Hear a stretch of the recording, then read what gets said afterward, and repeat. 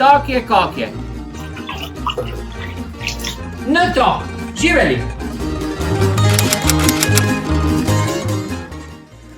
Včeraj me v parku zaustavil plavac. Jaz sem več počel gruntati, kaj sem zgrešil, kaj sem ne zgrešil, kaj sem napravil, nisem napravil. Tamo sem htio zehnuti, da je bilo fejst vroče i da sam gotov samo 2 retke. Da ti plavac meni veli.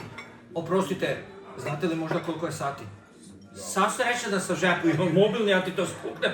Pogledam pa sam mu rekao, gospod dragi, točno vam je 5:05. I vas da vidiš, plavac nekaj grunta, počne nekaj računati, ali sve izgledalo kao da ima neko ono kasno paljenje. No, i veti, ja čekam i tamo sam štel krenuti da ti se plavac vrnul v igro. Gospodine, jel vi to mene zafrkavate? Gospod dragi, ja vas nekog ne razbijem. Zašto bi niste odmah rekli 10, a ne 5:05?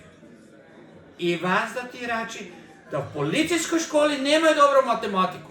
Logika, to je već drugo pitanje. No, a kaj boš, ne mreš imati se. No, tak je, kak je. Živeli.